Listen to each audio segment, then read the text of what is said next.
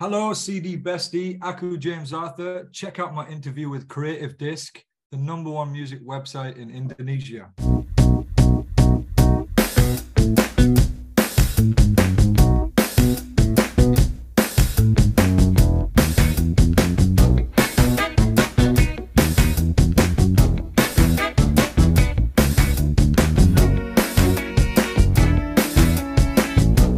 Hello, CD Bestie. Welcome back to CreativeDisc exclusive interview with me, Luthfi. And right now, I have a special guest coming from British, coming from UK. He's already got many singles on his arms, such as Cars Outside, the viral one. Can I Be Him? My younger sister sang it just 5 hours ago. Trainwreck.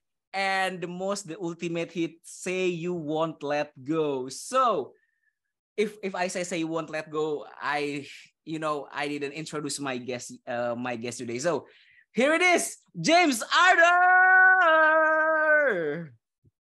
Hello. Hello, May. How are you doing? I'm doing good. How are you? Yeah. It's kind of like a hot in here in Jakarta. It's hot here in England. Very hot indeed. What kind of degree in there? We're 30 degrees at the moment. Oh, like really? Maybe 28, 29. I don't know. It feels very hot. I don't know. Let me check. Oh, really? 28? Yeah, but it's cool though. It's cool. Yeah. We'll live. So, James, what kind of activity that you are doing recently? Good question. I just got back from the United States. I was in New York, and then I was in Nashville, and I was just taking some photos and making some music videos for the new songs, because I got a couple of new songs coming out soon. So yeah, I've just been out there doing all that, so I'm like quite jet lagged at the moment. I just got back, so yeah. Been really busy, just doing music stuff, I guess. Okay. How's Nashville? How's Nashville, mate? Nashville is unreal. I could live in Nashville, definitely. It's like, really. Have you heard of Broadway before? Yeah. Yeah. So I went there. I've never been before, and like it was the coolest thing ever. Like just amazing bands on every block. It's incredible. Oh, wow. Okay, so let's talk about music right now. So let's talk about your newest single called A Year Ago. Can you tell me the details about this track? A year ago, yeah, it's like, so I wrote it a year ago, genuinely. And I just felt like, I came off tour. I was on tour in America, and I just felt like sad. I just felt sad. I don't know why. And I felt like I wanted to make I wanted to go back to making those heart-wrenching songs again. I just felt inspired to write some heartbreak songs, really. And a year ago was like the first like my heart is broken type thing. I love the concept of like, I wish it was a year ago when everything in the world felt good again. So yeah, that's it really. That's kind of it. Wow. It's very, very deep song. Yeah, I guess so. In a way, yeah. It's just, it's just very honest. It's just very honest. It's a conversation. Okay. So let's talk about honesty on your track, all of your track later. But I've just heard that you recently cover Christina Perri's song 1,000 Years, and it's very, very, I think it's like mix between beautiful and haunting, I think. So what's the idea behind covering Christina Perri legendary song 1,000 Years? Well, first of all, it's just like, obviously it's a beautiful song, and like, it's a classic, right? It's just, yes. And I think it's a song that's come back around in recent times. Like I see people using it a lot on TikTok and things. But I did a poll. I put out a poll, like a questionnaire thing, where I said, which song do you want me to cover from these songs? And Christina Perri came top of the list. Everybody voted for that, so I went in the studio and made like a proper cover. But what's the second and third one on the poll? So it was Shania Twain, which I also did because I really wanted that. I wanted that one to win. So I just did that one anyway. And then what was the other one? Paramore, Still Into You. Oh, and yeah, that was on there. And I can't remember the last one, to be honest. I don't remember what the last one was. It was a long time ago now. Oh, wow. Yeah. Okay, so I think let's talk more about your honesty when writing lyrics. I think like the strength of your lyric is that you sing with the lyrics as they are. I think like there's no metaphor, there's no, it's so it's so honest as they are. Like how do you can to write lyrics so honest? Because I think when you are want to convey something, you want to do some metaphor. You are not singing honestly, I think. But you can. How can? Well, I get like firstly, I also love writing metaphors. That's a lot of fun. I really enjoy doing that. I find that quite easy. So I find it quite challenging to just say it how it is, like to just really. I think one of the best lyrics I ever came up with was I held your hair back when you were throwing up, like in Say You Won't Let Go. Yes. And like that was something I suggested at the time, but I felt stupid for saying it. I felt like, okay, that's a really weird suggestion to make. That's a really weird idea to come up with. But often, actually, what I found is that those are the kind of lines that really like resonate with people. Yeah. Because it's like, oh yeah, like I really could see that. It's very visceral. It's very like descriptive. It really puts you in the place. And so yeah, that's kind of, I'm always looking for those lyrics that just really paint the picture and put you there. And I think it's quite hard to do. Sometimes it's easier, because it's just the obvious thing to say. And like you should go for the obvious thing sometimes. But yeah, there are some weirder things to say that just kind of land perfectly, I think. So it's challenging for you to write more honest lyrics rather than full of metaphor? Yeah, because metaphors are fun. Like it's quite fun. You can say anything. You can say like, your love is like this bowl of porridge. It's warm and has jam in the middle. And that's just very, you can say whatever the fuck you want. It doesn't really matter. Whereas to say something that you would say and that I would say, it feel like not contrived and like forced in everyday conversation, and then put it in a song and make it feel like it's not corny, or it's not cheesy, or it's not like forced. I think it's quite hard to do. But how can you avoid that things? Sometimes when you some say like when you speak more honestly, you label as a cheesy one, the cheesy lyrics. How can you avoid it? I think it's in the delivery. I think I definitely really think about how like there's so many elements: the intonation, the tone, the timing, the cadence. There's people think you just say things sometimes where like it's. You can overthink it, but there are definitely a lot of elements that need to come together in order for it to really land, I think. And I think maybe that's one of the reasons why when it works, it really works so well, because the challenge is to make it feel natural and not forced. Because I could just sing "I love you" and you'd be like, okay, cool, man. But if I sang it in a way that was really, if it was, like you could tell that I meant it. Yeah. You might think I love you, which I do, by the way. Yeah. I get it. So, okay, in your opinion and perspective, how to convey heartbreak story into a song? Because you sing a lot about heartbreak. You sing a lot about, like Say You Won't Let Go, the farewell. It is a very hard things to do, to sing it. I think it is very hard things to convey. I think how can you sing it so freely and turn it into a song? Because at one time in my life, I felt it, right? At some point, I felt love and I felt heartbreak. I felt pain, felt a lot of pain in my life. And so I'm able to tap into it. I think you have to you really have to feel it. You really have to actually go through it in some way. It's like method acting, I suppose. You know, actors, they have to really embody that pain or that happiness or that joy, and like, and then you got to pair that with technique. It sounds really like corny to say, but yeah, you just got to feel it. You got to feel it. It's not corny, I think, because it's a technique one. It's a very difficult technique, I guess.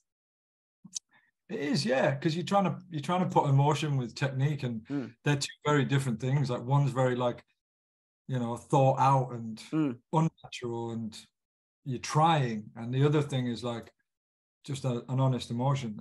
So like to marry them two up is what makes the game so fun, I suppose. Oh, okay. So this is interesting because I already know you where on your debut album, the one like, you know, na somebody love you. I really love that track. It's really, yeah, you're nobody till somebody loves you. I really love that track until now. Yeah. I love that song. Yeah, until now. So and I found you on the talent search, the talent show. But the thing is, you are one of the best talent show. You are one of the best winner on the talent show. Like, and in the talent show, there are some syndrome. Your career doesn't last long. Like, have you ever thought about that? Yeah, no, yeah, definitely. I think I'm quite. I'm one of the lucky ones where, unfortunately, a lot of people that go through those processes, those competitions, they might have a moment, and then, particularly winners that have gone over the years, they have a single and they get dropped by the label, and then you never hear them again. Yes. Whereas that happened to me. I got dropped. I got dropped by the record label, and then I came back and was, you know, fortunate enough that I had a song, Say You Won't Let Go, was like such a big comeback song for me. But yeah, I think all the time, I think a lot that it could have gone the other way. It could have gone completely the opposite way, and I wouldn't be here talking to you now. So I feel very fortunate. Yeah. Oh, wow. So how do you get out from that feeling, you know, the feeling of, you know, after you drop by your first label? How do you get stronger? What's your motivation? Well, like, you just have to have that, like, fighting spirit in you. You have to just not give up. I've got a bit of a dog in me. Like, I don't give up easily. So yeah, I just kept going, just kept doing what I do and believing in myself. I told everybody, I verbalized the fact that I was going to make a comeback. I said, I'm gonna come back. I'm gonna take over the world. I'm gonna have #1 songs again. Don't worry about that. Oh, wow. And I don't think anybody believed me. I think everybody thought I was nuts. Yeah. And maybe I just spoke it into existence. I don't know. Oh, wow.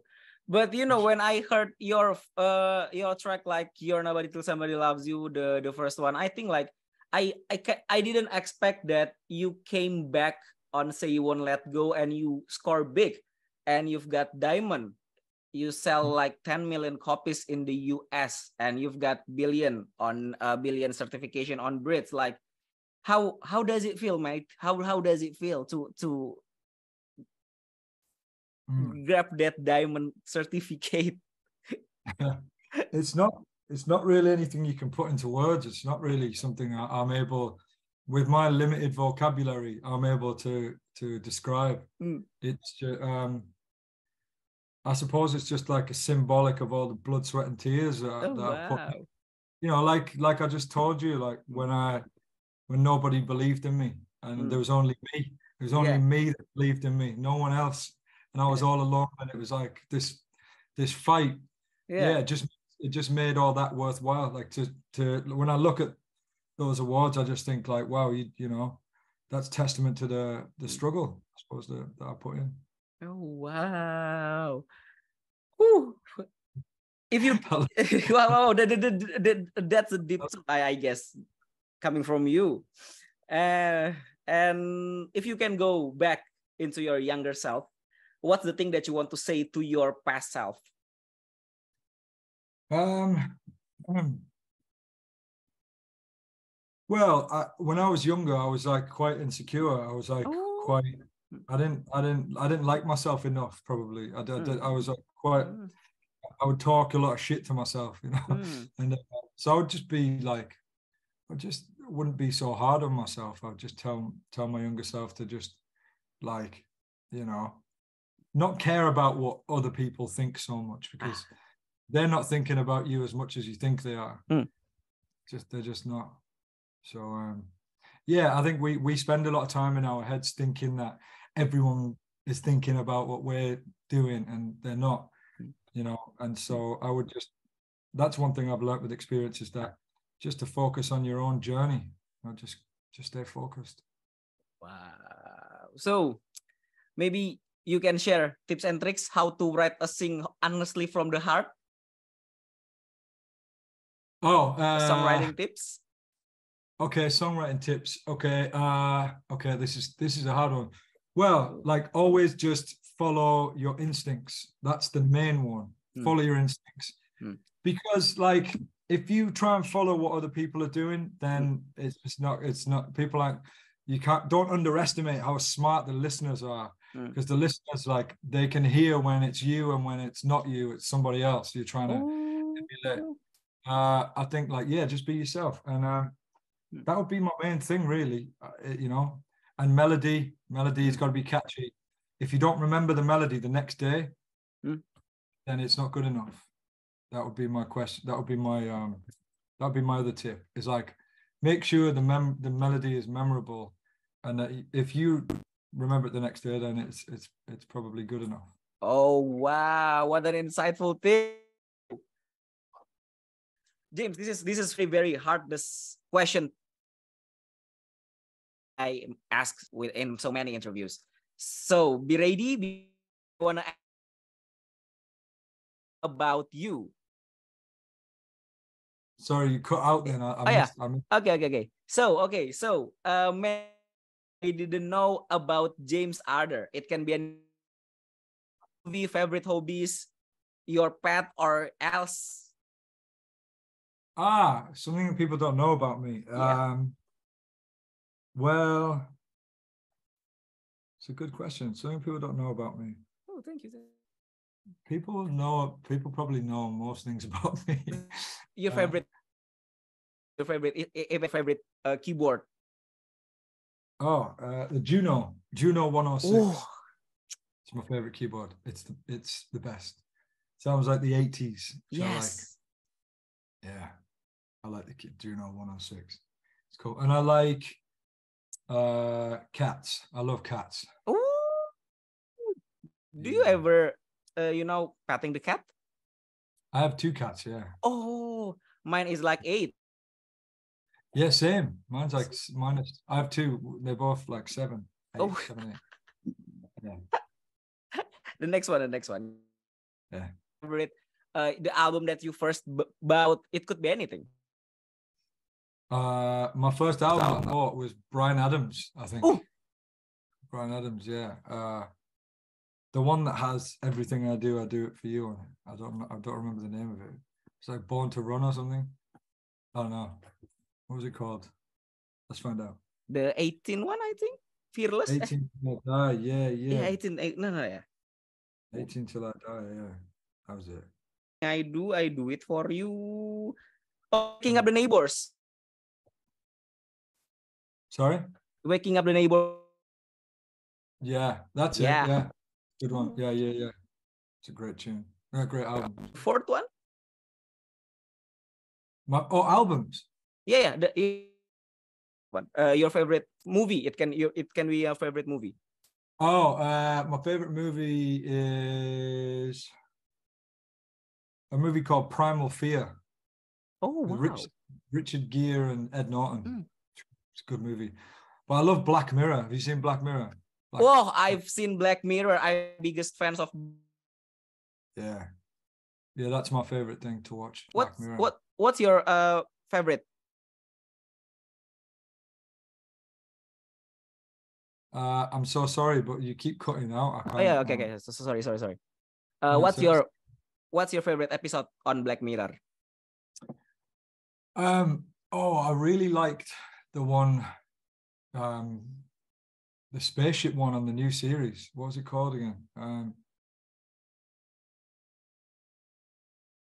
But the USS Callister one is good too, from the last season.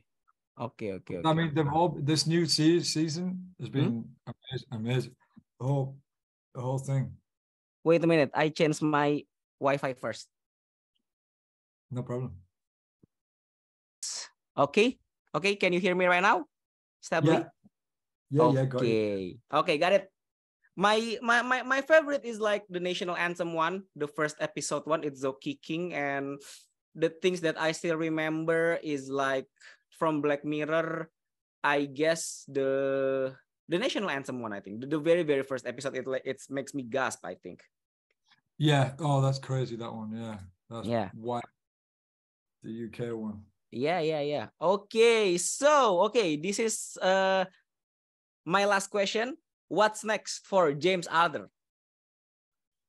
Oh, this question always throws me because well, no, it does, because it's like I'm doing what's next right now. Oh, really?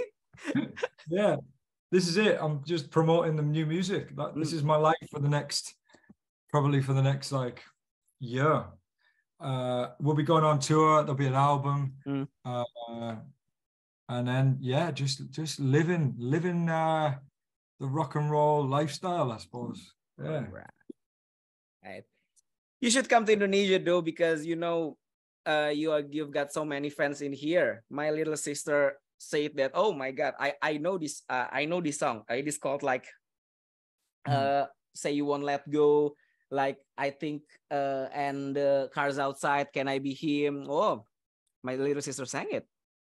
Yeah. What the plan is to come there this year for sure. Yeah, we're gonna come this year. Absolutely. I can't wait to come and see everyone there. It's gonna be fun. All right. Okay, so that's a wrap for this interview with James Alder. James, thank you so much for having me in CreativeDisc exclusive interview. Thank you so much. You can follow all the James Alder music and follow CreativeDisc too. Okay, thank you so much, James. Thank you. Appreciate it.